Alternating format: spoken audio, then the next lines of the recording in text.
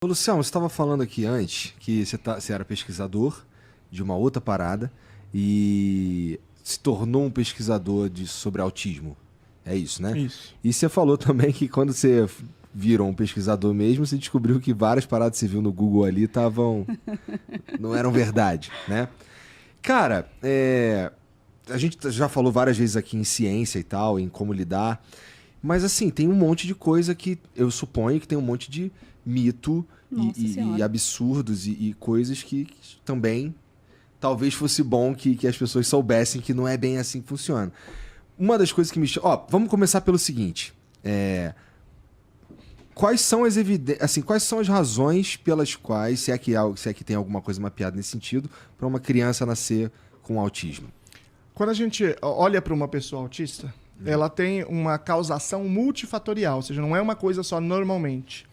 E aí é difícil a gente distinguir, no caso individual, qual é essa causação. Tá. Hoje, nós trabalhamos principalmente com uma pesquisa de 2019, muito grande, envolveu 5 países, mais de 2 milhões de pessoas, para a gente entender a probabilidade, a composição. A composição é mais ou menos a seguinte: 81% dessa causação, em geral, ela é de natureza genética hereditária. Ou seja, você vê um indivíduo, você tem genes que têm alterações, e essas alterações ou tá no pai, ou tá na mãe, ou tá um pouco cada um. Cerca de 18% é de causação de mutações que não estão no pai. Ou seja, é genético, mas não é hereditário. Não está nem no pai nem na mãe. Tá. Isso significa que essas são mutações do próprio indivíduo. Tá? Que tem a ver com o que você falou, que a gente sabe que não precisa ter o pai e a mãe ser autista para nascer um autista. Sim, Não, pode ser o pai bipolar, a mãe TDAH. Estão relacionados. A variedade humana é Mas grande. nesse caso, ainda assim, nós estamos falando da composição hereditária. Aham. Agora, a composição não hereditária, ela é aleatória. Todo mundo, você tem milhares de mutações e eu também. O que altera, na verdade, essas mutações? É a idade do pai. A partir de 35 anos começa a aumentar a probabilidade desse tipo de mutação. Mas não precisa necessariamente ter isso. Todos têm mutações. Se a idade do pai for acima de 35, 40, vai aumentando cada vez mais. Aumenta esse risco. Então, 18% a composição não hereditária, genética não hereditária. Nossa, E então zero... tem que ver eu, meu irmão e meus irmãos, porque meu pai já era velho quando eu nasci, e era bem velho quando meu irmão Mas nasceu. como isso é só 18%, provavelmente por não ter as outras bases genética hereditária, isso não foi suficiente, né? Meu marido tinha 26 anos quando eu engravidei. Pois é. Só que aí a questão lá em casa é outra. É A questão é que hereditária. eu sempre falo assim, aliás, tem uma pessoa da minha equipe que está sentada ali que diz isso: pé de jaca não dá manga. Toda vez que você olha um autista, você começa a observar o pai e a mãe, sabe? Às vezes eu dava palestra, foram 10 anos dando palestra antes de ir para a política, e às vezes as pessoas vinham falar comigo, querer que eu assinasse um livro, aí eu via a pessoa estava na ponta do pé, a pessoa estava balançando a mão, a pessoa não olhava no meu olho, aí eu falava, meu Deus do céu, será que ele sabe, será que ela sabe?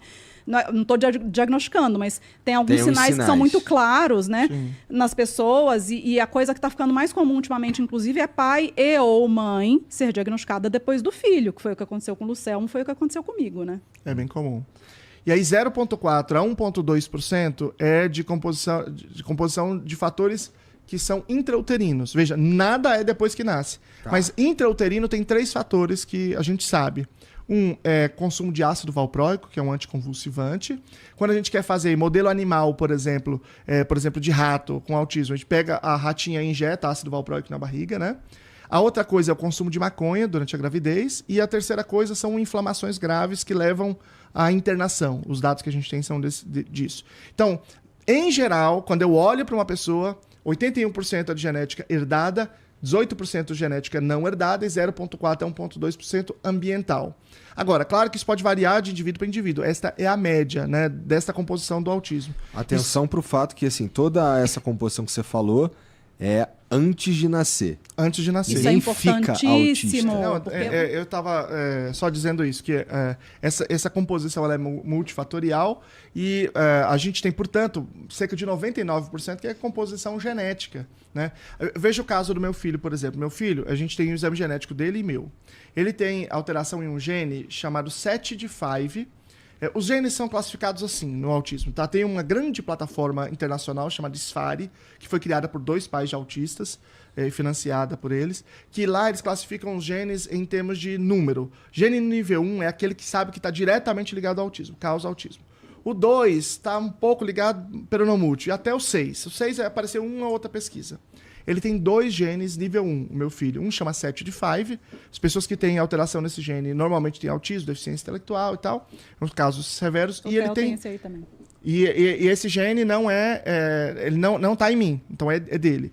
É a mutação dele. E tem um gene chamado ACTD4, que esse gene está relacionado ao autismo, mas casos mais leves, que ele tá em mim. Então, eu tenho esse gene, que também é nível 1, que eu passei para ele, e ele tem um gene individual, que é a mutação dele. Portanto, você tem 2 coisas que se somam. Então, em geral, você não tem uma causa única, você tem uma composição multifatorial na causação. Entendi.